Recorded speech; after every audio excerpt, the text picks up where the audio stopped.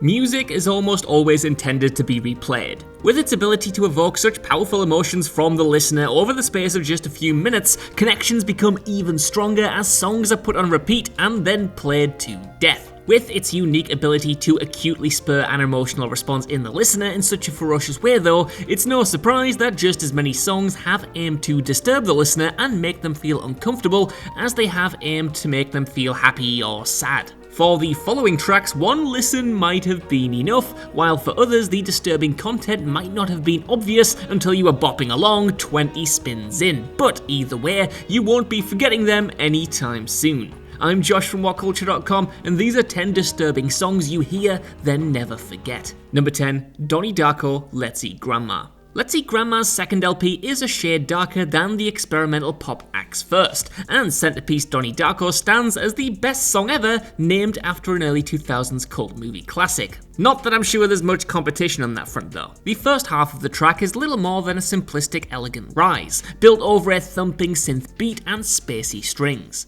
It's moody, but there's nothing particularly disturbing going on.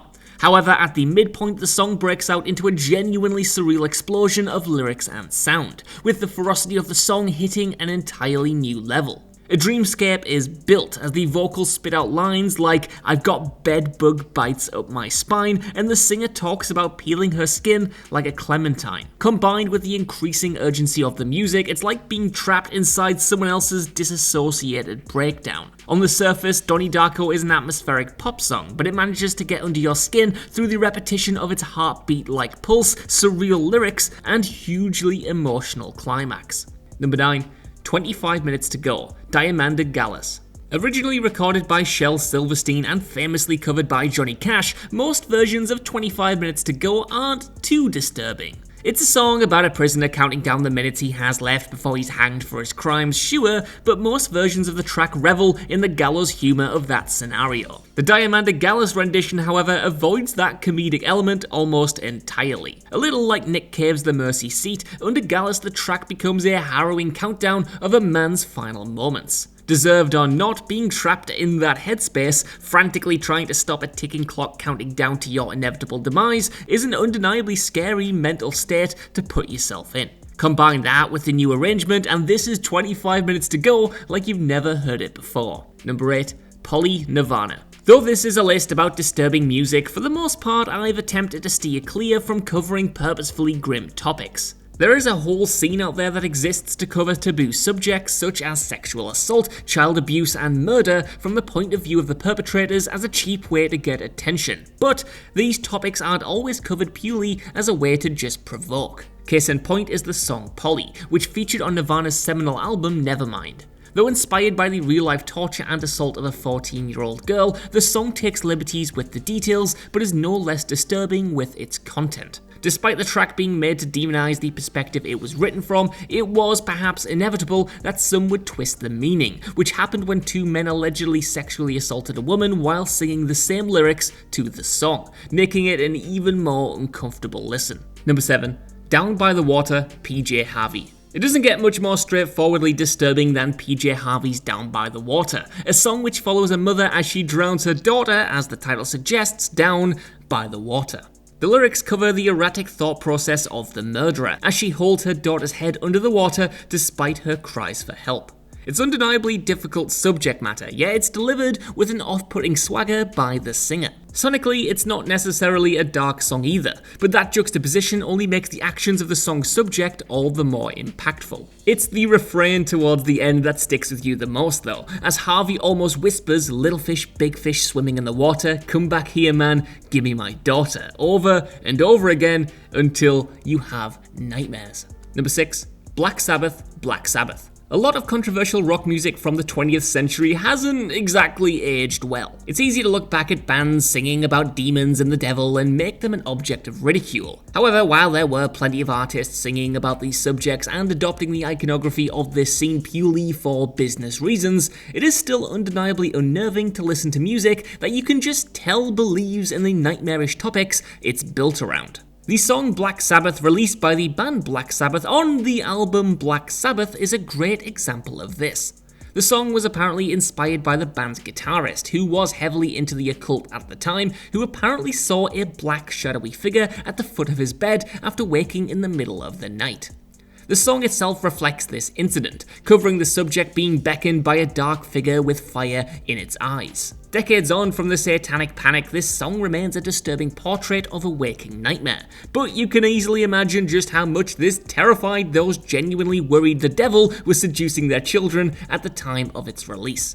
Number 5. The Man Who Sold the World, David Bowie. Though David Bowie traded in surreal, unnerving production and lyrics in his music for much of his career, a personal highlight being the ghostly, distorted vocals that overpower the end of early release The BOWIE Brothers, nothing is quite as instantly nerve-wracking as The Man Who Sold the World. Immediately, the musical landscape of the song is off-putting, creating a feeling of paranoia and mistrust, only backed up by the lyrics and the alien phased effect on Bowie's vocals. Though analysis into the lyrics has never settled on anything concrete, it is commonly accepted that The Man Who Sold the World is a song about multiple personalities and meeting your own doppelganger. For a song often compared to the works of H.P. Lovecraft, it's no surprise that Bowie's initially forgotten track has continued to resonate in a contemporary world where identity is more fractured than ever. Number 4. Tiptoe Through the Tulips, Tiny Tim.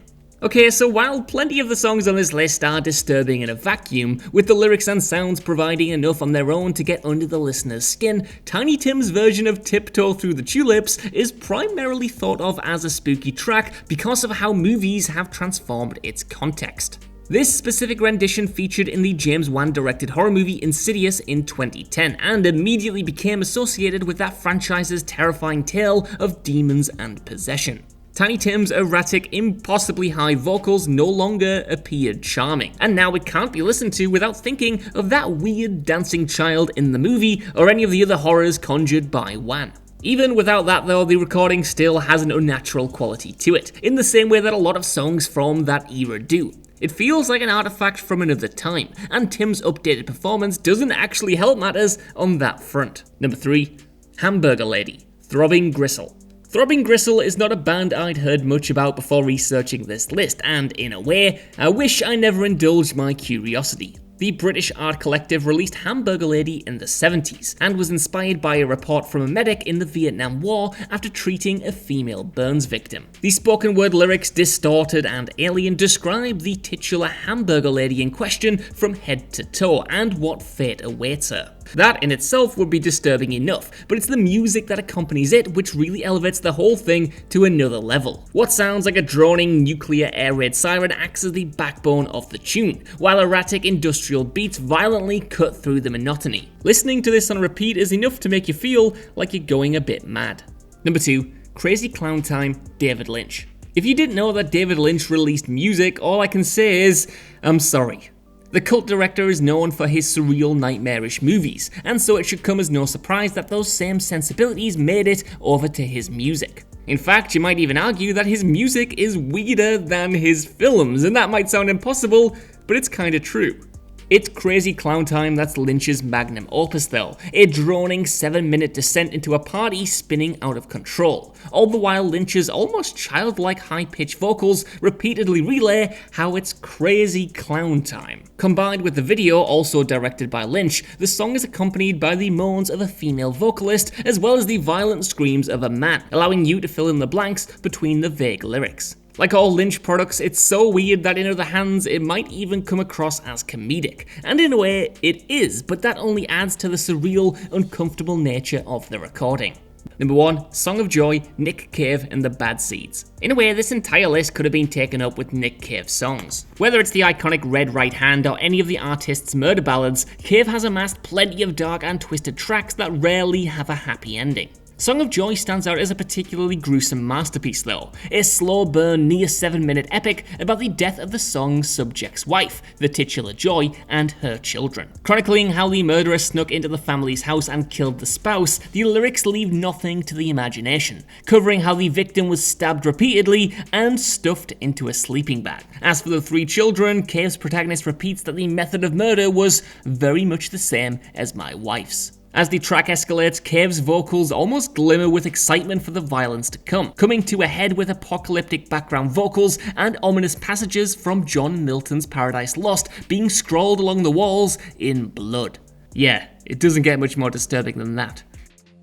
Oh, what a lovely list and or other video format that was. I for one sure enjoyed that list and or other video format we just watched together, but hey, out with the old and in with the new because time has passed since then, and we're going to talk about WhatCulture Horror instead, which is our brand new channel we've just launched for all things spooky, scary, weird and wonderful. So if you like lists, we've got them. If you like news videos, we've got those. If you like podcasts, we've got those as well. So there's all sorts of treats for your list and or other video format needs you can check out on WhatCulture Horror. It's very good if I do say so myself. I like it a lot and I think you should check it out. In the meantime, don't forget to like, share, subscribe, sacrifice your firstborn child to the overalls of WhatCulture, and also check out WhatCulture Horror.